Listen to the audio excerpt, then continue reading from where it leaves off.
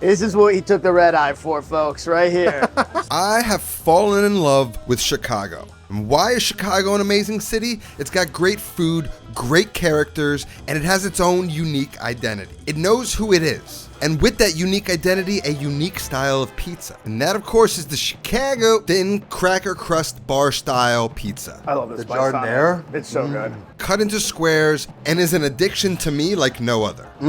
And I'm here in Chicago to try and understand it. And to guide me are two of Chicago's best. A regular on the channel by now, Adam WITT, and pizza expert Tony SCARDINO, also known as Professor Pizza. Fastest gun in the Midwest.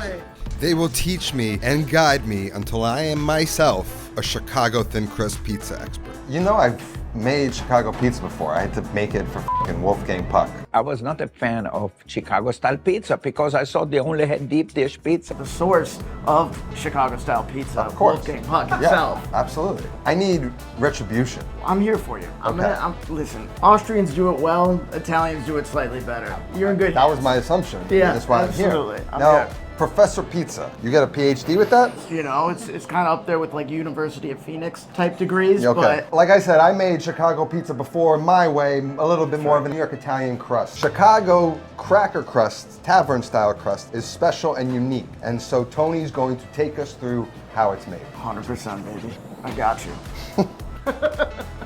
Now you should know Tony doesn't make his dough like you would most Chicago thin crust pizzas. He's gonna show us how he makes what he calls his cracker crust 2.0. We're relying on Sarasota here, classic flour you're gonna see for most Chicago styles of pizza. So first Tony uses about half the water you might normally use and replaces the rest with ice. The ice is gonna help slow down the fermentation process. So we've got some fine cornmeal here. Now usually a cornmeal is added to help this dough release from the pizza peel, but Tony's sort of 2.0 version of this dough is baking the cornmeal directly into the dough, giving it a unique texture than the more traditional version of a cracker dough. And then for dough, of course, you need yeast. We prefer to use what we call browning agents in our dough. This could be sugar, this could be honey, this could be sweetened condensed milk. That's what we're using today. This is something I've never seen before, but this is sort of the things that make this crust unique. This is gonna help it develop nice color. Then another departure from tradition is the addition of a sourdough starter or a poolish. This is just the pre-fermented dough or the first dough. We'll add in our own malt, and this will also act as another browning agent. And then of course you need salt. Then the yeast gets bloomed and then the mixing of all of the ingredients can begin. In an effort to hydrate the flour evenly, we want to start with half our overall flour weight, which is one of these bags, and then start to incorporate water from there after we've added our yeast. Now we can add in the yeast and then the sourdough starter. We're going to allow the starter a moment to incorporate before adding some of that ice water. We're adding about half of our water so that we can begin the hydration process, but make sure we hydrate all the way throughout the mix by adding more of it near the end after we've added more flour. Now is a great time to add in our cornmeal. After the cornmeal goes in our browning agents. So first our malt and then the sweetened condensed milk. Now all that water and ice that was added before seems to have now been absorbed and the dough looks dry, which means before we add any more of the flour, Tony's gonna add the rest of that water and ice. Now that all the water and ice are in, Tony can add that second bag of flour. This idea of adding the water and flour in stages is a popular one in pizza making. When there's higher water absorption in the dough, it produces a more elastic and extensible dough, allowing it to stretch without tearing. I'm actually going to open the mixer up, it's going to stop it, and then I'm going to grab a small amount of the dough with 4 fingers and start to slowly stretch it away from itself. And what I'm trying to do is get a translucent window pane here. Because it is ripping like that, that's telling me this can actually mix for a little bit longer. It should be able to hold that translucent window pane for at least a solid 2 seconds before it begins to tear. This one started to tear sooner, so we know we can mix it for long. Upon our second inspection of the dough, we can see that it's actually holding this window a lot longer than it was before, so I feel confident in taking it out. Then the dough goes to get weighed out, balled out, and stored for service. So this has been what? Proofing for 24 hours? Yeah, just about. Yeah, cold ferment, 24 hours. All right, what next? Well, I'm gonna retrieve one, We've got a mix of flour and cornmeal here. I like to dust it. Cornmeal and flour? Yeah, it's a mix of both right here. And so now we've got a commercial dough sheeter here, and we don't expect you to have this at home, but we figured let's show you both ways. This is how you would run it. This is how I would run it. So there's 2 hoppers here. The first one, we'll pass it through. It'll come out this side, give it a slight rotate, and another dusting to get my hand under it and kind of guide it. Kind of hand toss slightly. We want some cornmeal and flour down, but not like the huge mound that we started with. We're shooting for a 12-inch pizza here. This is like, it looks like a medieval torture device, but we're gonna use this to dock the dough. And what this allows for is for us to par bake the dough without any like dramatic rise. When I think pizza, you think good pizza has air bubbles and you know, life to it. It's soft, it's crunchy. How did this come to be? I think for a lot of these places, the crust acts more as a delivery vehicle than the star of the show. When you think of Neapolitan pizza or Roman pizza or even like Sicilian or grandma style pizza, the star is really that I know crust. people who judge pizza strictly by the dough. They For don't even sure. care about the Well, toppings. it's Tavern's interesting because it's like historically it was given away actually for free at taverns, bars. This is right. They wanted people to come into the door, grab Stay a drink, for another belly drink. up to the bar, order drinks, and they would just give pizza for free away on the bar. And they cut it in squares like this, and it was rigid, so you could pick it up and you could literally hold a slice and a beer in one hand. It's ironic because even though it breaks the rules of pizza, it is my favorite pizza. So I kind of get it to shape a little bit. Then I'm gonna grab my peel and we're gonna go into the oven for a pre-bake of about 90 seconds or so. Got it perforated so we don't have any excess cornmeal going into our Rotaflex right here. This is a oven from Texas. Usually, for this type of dough, it requires being cured or dried out after it's been rolled, so it gets nice and crispy, like Adam showed me later at his house. This is a cured dough, dried out in the refrigerator overnight. It's so hard to wrap my head around that. But it requires a lot of space, so Tony's hack is to par bake the dough. I'm looking for like just slight coloration. It's 2 minutes, in and around that. That smells like Chicago. It smells like Chicago, right?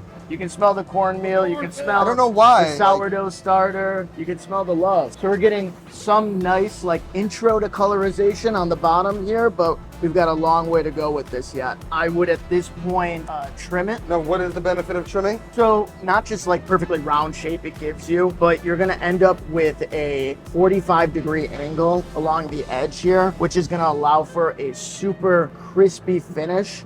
Cornering the edge off, so there's like more for it to just char up on. Absolutely. I've never seen this before. This is really interesting. Is this a Tony special, or you see this from somewhere?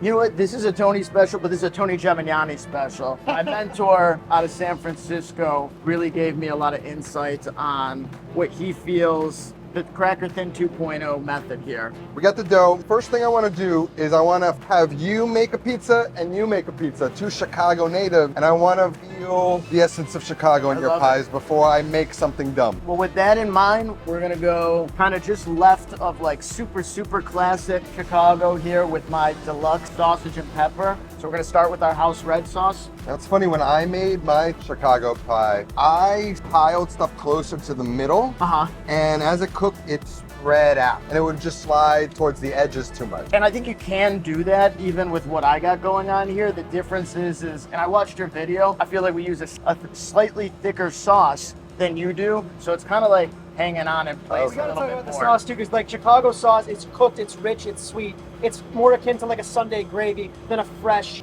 like, you know, New York sauce. So it's meant to be cooked down. and So thick. a lot of places will do that. I'm kind of replicating the texture of a cooked down pizza without actually cooking it by utilizing a variety of different tomatoes to achieve this kind of texture. You know, I buy the nice tomatoes so I don't have to add sugar to the sauce. Let's show them at their fresh. Yeah. That's me though. We do a variety of different grande whole milk mozzarellas here. This is their East Coast kind of 50-50 blend. By all means, try some of that by itself. And then next to it, in a smaller quantity, we're gonna use some of their white cheddar mozzarella blend. And I feel like together, it gives it a really nice tang. White cheddar mozzarella? Yeah, so there's mozzarella and white cheddar in that.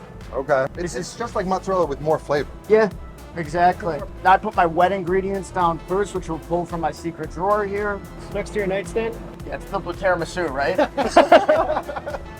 Now, I would just throw raw peppers on a pizza, but one of the smart things Tony does is he cooks the peppers down to release their moisture so that moisture isn't added to the pizza. Again, in the name of crispiness, and this is a big no-no in Chicago normally, I par-bake my sausage. Again, in Chicago, they might throw on that sausage raw, but cooking it down removes some of that excess moisture and allows it to get crispier. Another thoughtful move. I'm breaking even more sausage rules here. I do sausage 2 different ways. He's doing it. You know, that's actually, I've actually had disrespect for this. A lot of people do. A lot of people do, but I love it. I don't. This is cup and char. Usually, New York pizzas never get them caramelized enough, but Tony handles them properly. But no, this is Professor Pizza, and we break a lot of rules here.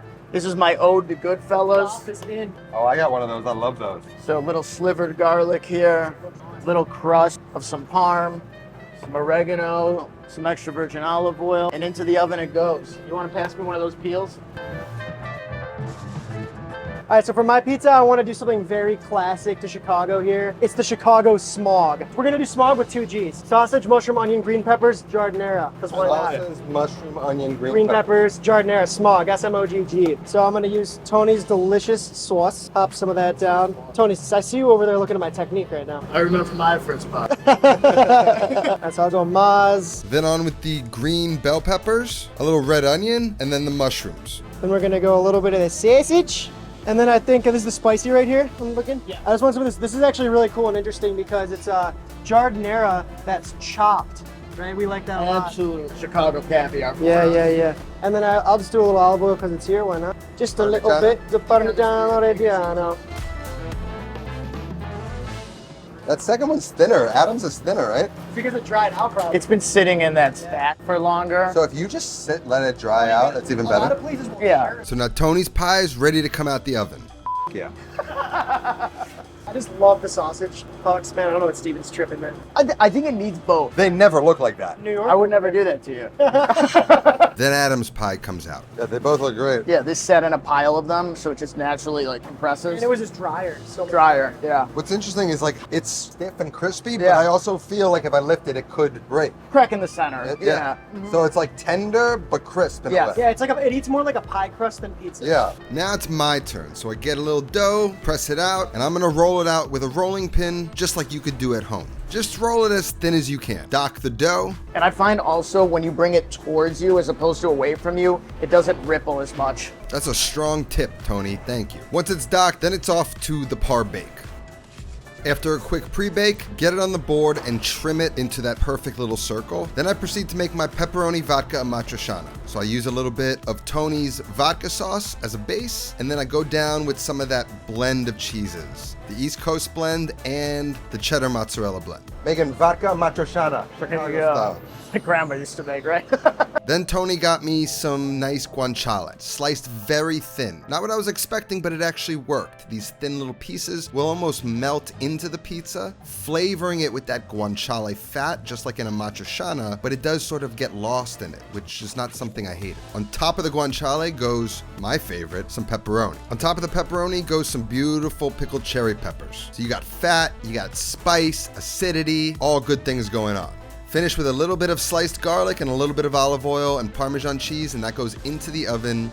Oh, I didn't see that shit. I know, I was like, he's really living life on the edge. So while my pizzas cook, we reheat Adam and Tony's. They got a little too dark. Don't judge them on that. You saw they were perfect before. And we move them over to the finishing station, where Tony will add all his little goodies and toppings to each pizza. So I always like to cut through my pizza before I garnish it with any post-bake garnishes so as to not cut through the masterpiece, the end product. So we're gonna go ahead and do that. Listen to that, all the way through. We're not in New York anymore, Steven, so we're gonna pie cut.